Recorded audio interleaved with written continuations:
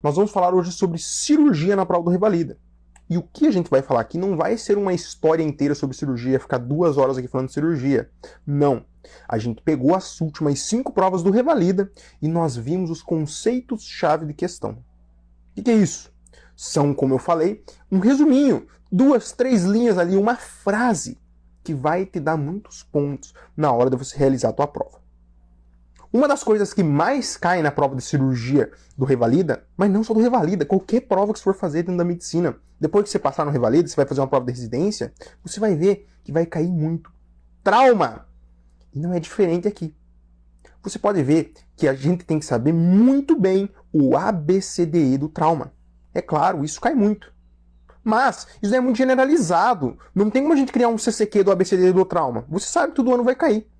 O que a gente tem que fazer é enfocar, deixar mais específico esse ABCD do trauma.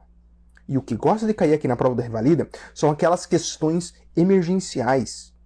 Pneumotórax hipertensivo, hemotórax maciço. É isso que a gente tem que conhecer. Por isso que o nosso primeiro CQ que mais cai aqui dentro de trauma na prova do Revalida é o seguinte. A conduta imediata no pneumotórax hipertensivo é a toracocentese de alívio. Esse é o nosso CCQ número 1.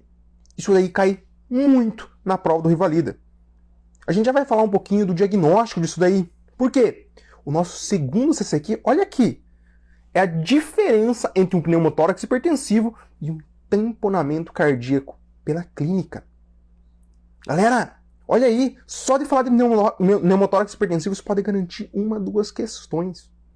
Então isso aqui é muito proveitoso. Como que nós vamos diferenciar um pneumotórax hipertensivo de um tamponamento cardíaco? Ambos têm hipotensão. Ambos podem ter urgência jugular. É? E aí? O que você faria? Aí que entra os detalhes semiológicos.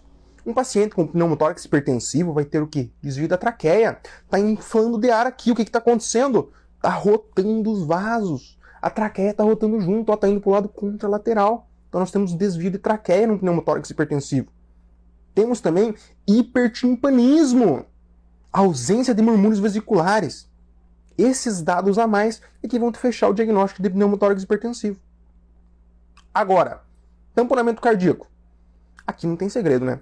Temos que lembrar da tríade de Beck. Como é a tríade de Beck? Hipofonese de bulhas, hipotensão e turgência jugular. Isso daí é o quê? É a tríade do tamponamento cardíaco. Você deve conhecer isso daí. Lembrando, tamponamento cardíaco vai dar como? Geralmente é aquele trauma que a banca vai citar para você assim, ó, o paciente teve um trauma, quebrou o volante. O que ela quer dizer com isso? Que foi um trauma muito importante aqui na região retroesternal. Esse daí é o típico trauma para gerar um tamponamento cardíaco. Tratamento dos dois, os dois são emergenciais. A gente tem que fazer a punção, nos dois a gente tem que aliviar ali, na hora, né? Conduta imediata isso daí. Lembrando que no pneumotórax hipertensivo mudou. Não é mais agora na linha M clavicular segundo o espaço intercostal anterior. Mudou aqui para o lado, ó. É no 5º espaço intercostal entre a linha axilar anterior e média. Aí que é feita a punção aliviadora. Em crianças continua aqui ainda na frente, mas nos adultos mudou. Então tome cuidado com isso. Tamponamento cardíaco, qual vai ser a nossa conduta? Pericardiocentese. Não tem segredo. É claro, as duas são condutas imediatas. Se a banca colocou lá a pegadinha lá no final da questão para você assim, beleza, mas qual é o tratamento definitivo então de um pneumotórax hipertensivo? Ah, aí nós temos que deixar drenagem no nosso paciente. Ah, do tamponamento cardíaco? Ah, nós vamos ter que fazer uma toracotomia. Vamos ter que fazer um procedimento cirúrgico. Mas imediato são as punções que vão salvar a vida do seu paciente. Então, 2 CCQs importantíssimos aí que você tem que saber. O terceiro também é de cirurgia. Olha lá, presta atenção como a banca gosta dessas condutas emergenciais. Em um paciente com drenagem de um hemotórax com saída maior ou igual a 1.500 ml de sangue, nós temos que fazer uma toracotomia de urgência.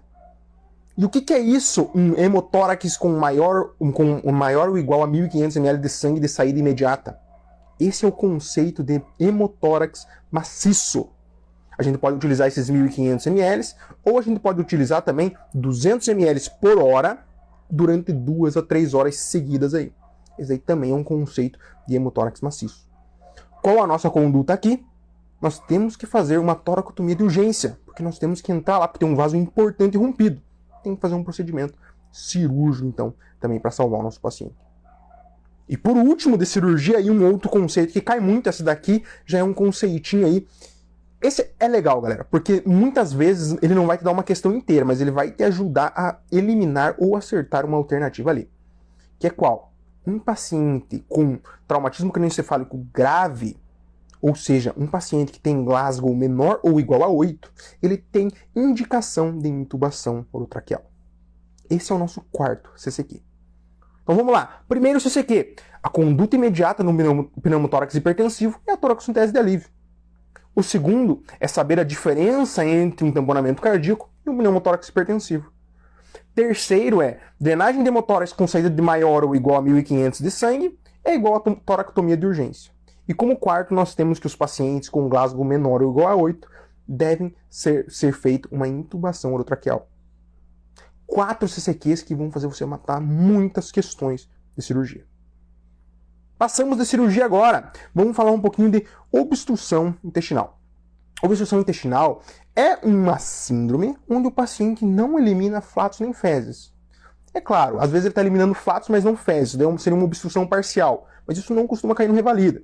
Então sabe que é um paciente que não está eliminando flatos e fezes. Você vai acertar a maioria das questões com esse conceito. O que é importantíssimo aqui e entra como nosso quinto CCQ do dia? Qual é a causa mais comum de abdômen agudo? Que é o quê? Hérnia. Ah, toma cuidado, hein, porque durante muito tempo foi hérnia, mas agora não mais. Nós fazemos muitos procedimentos abdominais. As hérnias, elas estão sendo cuidadas muito bem agora. Uma cirurgiazinha simples, praticamente, você consegue curar o paciente da hérnia. Mas, lembre-se, procedimentos abdominais são sinônimos do quê? Complicação com bridas. Então, a principal causa aí de obstrução intestinal nos dias de hoje são as bridas. Lembrando que dentro de classificação de obstrução intestinal, nós podemos dividir entre altas e baixas. Isso a partir da válvula iliocecal. Dentro das altas, a mais comum vai ser as bridas. E no geral também é as bridas, tá? Porque a maioria vai ser alta. Em segundo lugar das altas, nós teremos as neoplasias e só lá, ó, em terceiro lugar, as hérnias. Agora, quando nós falamos já de uma obstrução baixa, que é depois da válvula iliocecal, no cólon ali, basicamente, a gente está falando principalmente das neoplasias. Mas, a banca do INEP, como estamos aqui, o nosso quinto CCQ é o quê? A principal causa de obstrução intestinal é brida. Guarde isso daí. Pode te dar um pontinho, pelo menos, essa informação aí. Outro que nós temos que saber sobre obstrução intestinal e que entra como nosso sexto CCQ aqui. Saber que obstrução intestinal com sinais de irritação peritoneal é indicação de laparotomia exploradora. E tem uma questão muito da hora do INEP sobre isso aqui. É uma questão desse tamanho, assim, ó. Você olha e fala, meu Deus, eu não vou ler isso aqui, não. Nossa, é o livro, é o Enem que eu tô fazendo aqui.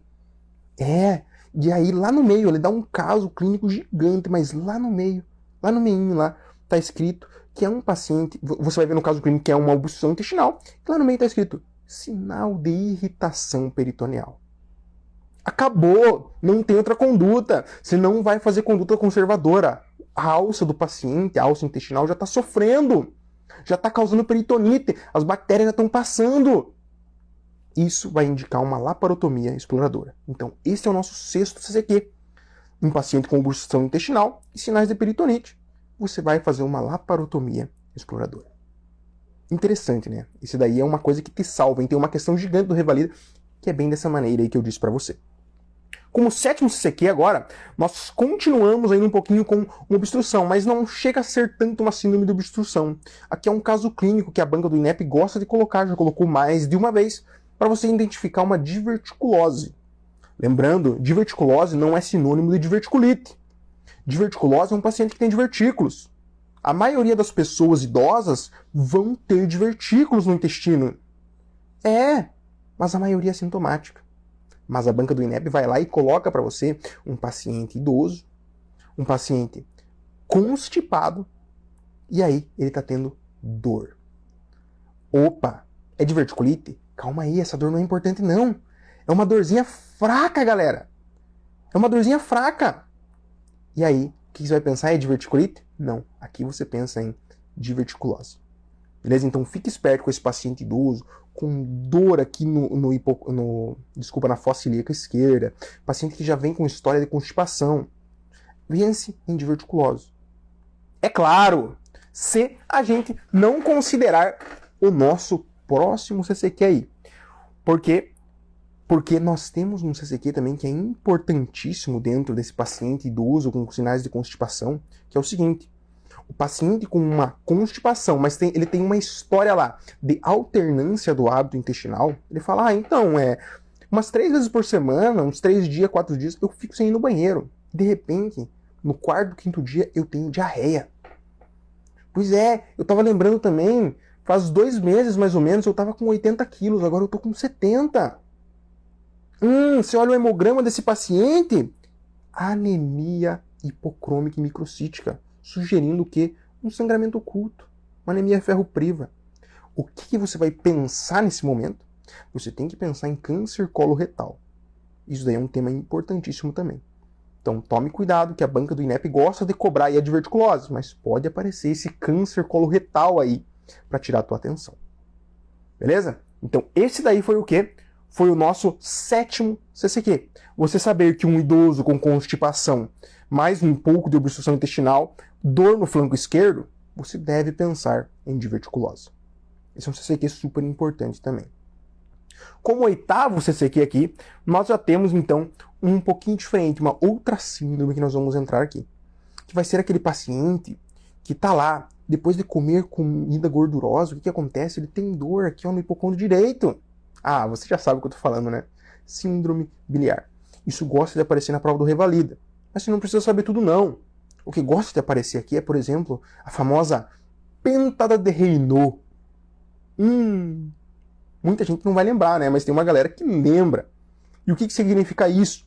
Quando o paciente está com a pentada de Raynaud, nos diz que ele está com uma colangite supurada. O cálculozinho, na maioria das vezes, é claro, obstrui o lúmen do colédoco. E o que acontece? Êxtase. Lembre, sempre no nosso organismo, quando está em êxtase em algum lugar, ou seja, o líquido está parado, vira um caldo de cultivo para a bactéria. Isso daí infecta. Aí teu paciente vai ter o quê? Está infectado, febre. Está obstruído, icterícia. Se está obstruído, o colédoco está lá dilatadão. O que ele faz? Dor no hipocôndrio direito. Esses são os 3 sintomas principais.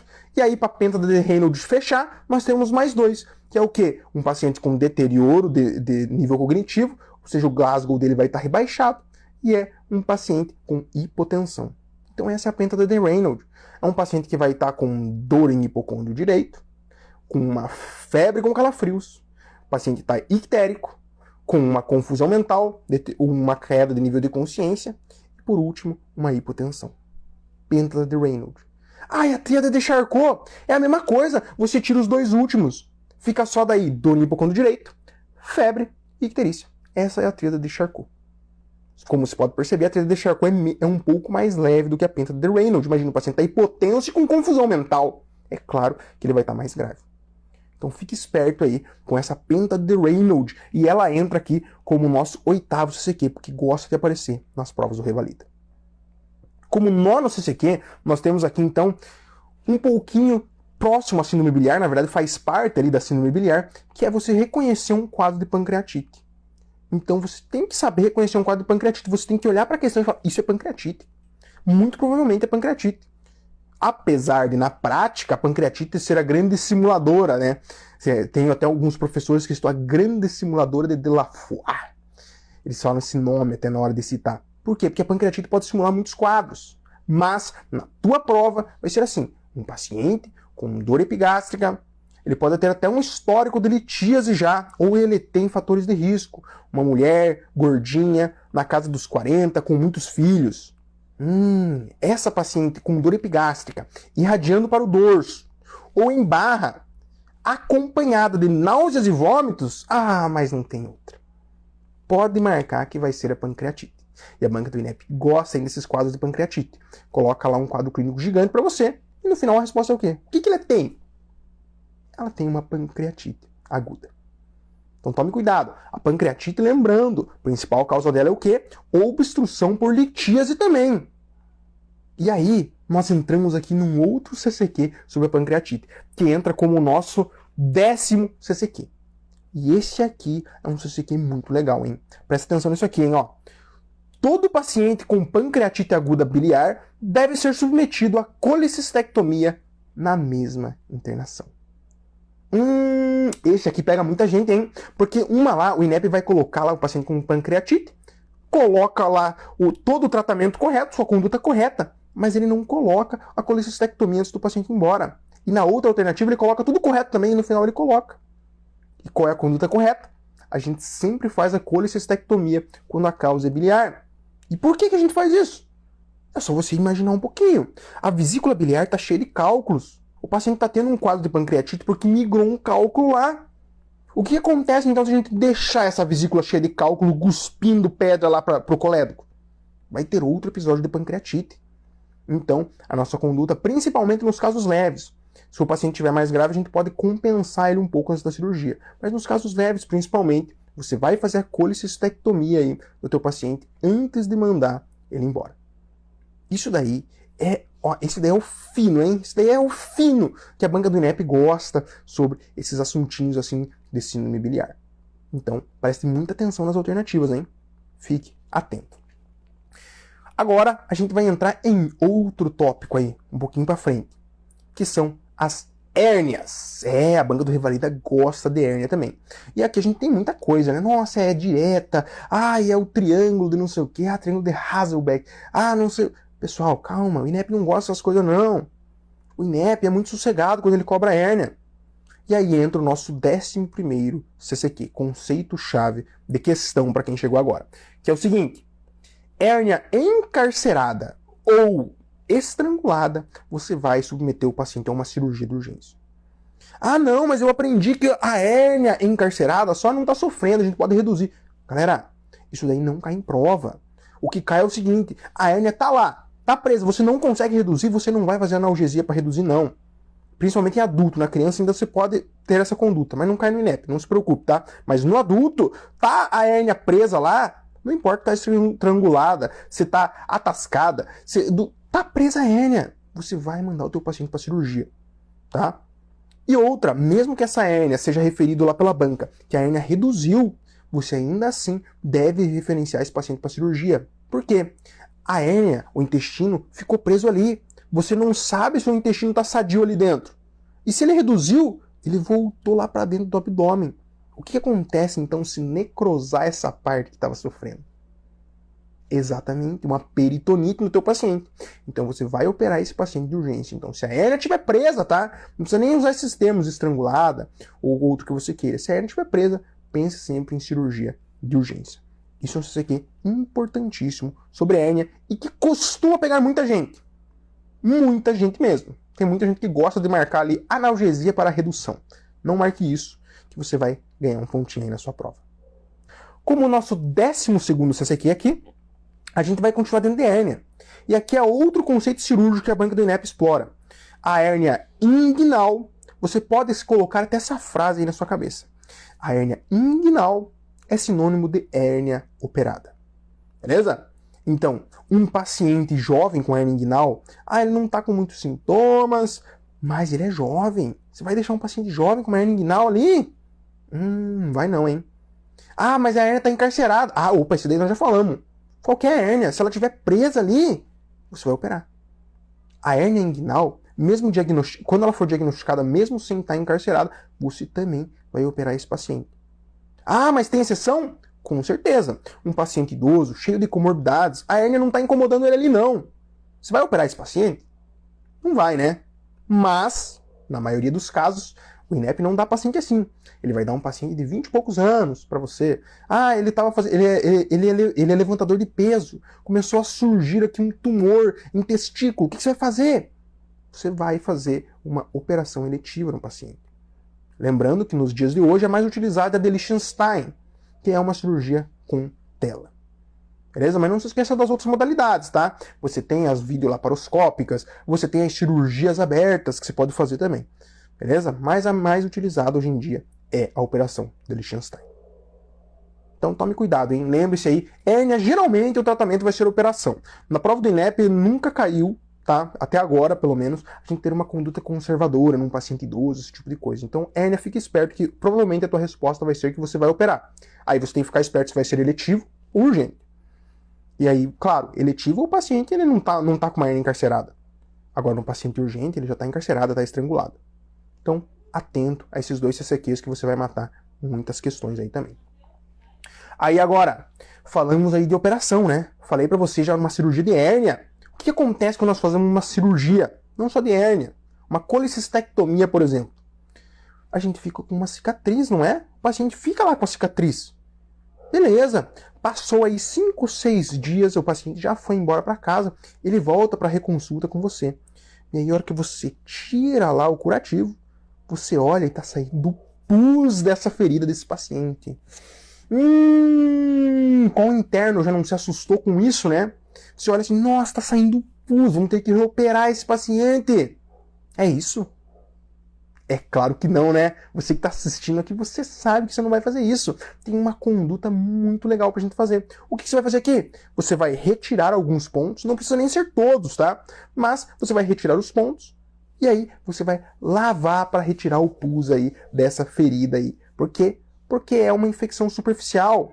Aqui, o teu paciente ele não pode estar com sintomas sistêmicos. Ele não pode ter uma grande região avermelhada em volta. Isso daí já está sugerindo uma celulite aí com o teu paciente. Ele não vai estar com febre, não vai estar com leucocitose. Não, ele vai estar sossegado, teu paciente. É só o pus saindo ali mesmo. Isso daí, então vai ser a nossa conduta. A gente vai abrir e drenar o pus. Esse é o nosso 13º CCQ. Você saber que na infecção superficial cirúrgica, sem sintomas sistêmicos, nós devemos abrir os pontos, drenar o pus e fazer curativos diários. Esse é o nosso 13º CCQ, que já puxa o gancho pro 14º aqui, hein? No 14º CCQ, o que você tem que saber? Que você não vai utilizar antibiótico terapia nesse paciente com uma infecção cirúrgica superficial. Não, você não vai fazer. Se ele não tiver sintoma sistêmico, não tiver uma área de celulite em volta, você não faz antibiótico terapia. Você simplesmente vai drenar e limpar bem aquela região onde está com o pus. Ok? Então, esse daí seria o nosso 14º CCQ, que é um paciente com infecção do sítio cirúrgico, mas sem repercussão sistêmica, não está indicado a antibiótico terapia. Isso cai muito, despenca na prova isso daí. Então, tome muito cuidado. Falamos um pouquinho então aí de infecção do sítio cirúrgico. E aí, agora a gente vai mudar mais um pouco e a gente vai falar um pouco de queimaduras. E aqui nós temos uns CCQs importantíssimos de queimaduras. São 3 ao total. O primeiro é o nosso 15º CCQ e é o seguinte. Queimaduras pequenas são geralmente tratadas com terapia conservadora, ok? E aí, aqui é um conceito que gera polêmica, porque algumas literaturas consideram como que você vai fazer isso e algumas consideram como que você não vai. A banca do INEP, quando caiu, considerou que uma queimadura com bolhas, por exemplo, você não vai romper as bolhas, tá? Mas existem literaturas para respaldar que você sim deve romper as bolhas. Mas no INEP caiu que você não vai romper as bolhas. Ok? Então esse daí seria o nosso 15º CCQ. Queimaduras pequenas são geralmente tratadas com terapia conservadora, sem rompimento das flíctenas, que são as bolhas.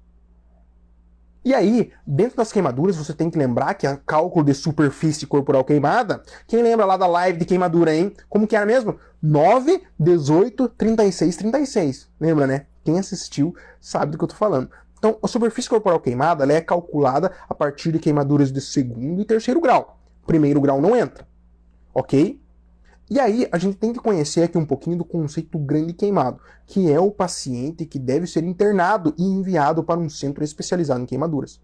Esse paciente vai ser um paciente que tem mais de 10% de superfície corporal queimada com queimaduras de 2º grau, ou ele teve alguma queimadura de 3º grau, ou ele teve uma queimadura em algum local aí diferente, por exemplo, perineu, palma das mãos, planta dos pés.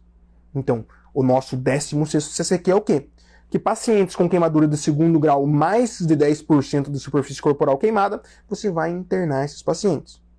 Lembrando que nós temos queimadura de 3º grau e também nessas superfícies aí que eu falei. Esse daí seria o nosso 16º CCQ, e é sobre queimadura. E o último sobre queimadura agora aqui, hein? O 17º CCQ sobre queimadura. É o seguinte. Saber que a medida mais importante no grande queimado é a reposição volêmica adequada, sendo eficaz com uma diurese do paciente entre 0,5 e 1 ml por quilograma por hora. Esse aqui é importante, hein? Queimadura. Você não vai pegar, chegar no teu paciente e jogar água fria nele. Não, você não vai fazer isso. O que você deve fazer aqui é hidratação do teu paciente. Lembrando, fórmula de Parkland. Como que é a fórmula de Parkland? Lembra que antes era 4 vezes, agora não é mais, é 2. É 2 vezes o peso vezes a superfície corporal queimada. Facílimo, né? Não tem segredo a fórmula de Parkland. Lembrando que se você vê que não está funcionando pela diurese, você vai aumentar, né, um pouquinho. Você pode fazer de 2 a 4, segundo a diretriz. Mas a maioria das questões dos dias de hoje cai com 2, beleza? Então nós fazemos o mínimo aí de diluição de hemocomponentes possível. Mesmo no trauma, lá na resposta, no atendimento inicial, você tem que lembrar que a gente não faz mais 2.000 ml de soro, agora é 1.000 ml de soro e a gente já parte fazendo transfusões, tá? Então fique atento com isso, porque a gente está tentando diminuir aí a quantidade de soro que a gente dá para o paciente, porque isso acaba diluindo aí os hemocomponentes e vai gerar mais problemas do que benefícios no nosso paciente. Então, queimadura, lembra lá, 9, 18, 36, 36. Você tem que lembrar, então, que a principal conduta é o quê? Hidratação com fórmula de Parkland. 2 vezes a superfície corporal queimada, vezes o peso do paciente. Isso daí é o principal de queimadura que você deve saber. E aí, entramos nos nossos 2 últimos CCQs de hoje sobre cirurgia.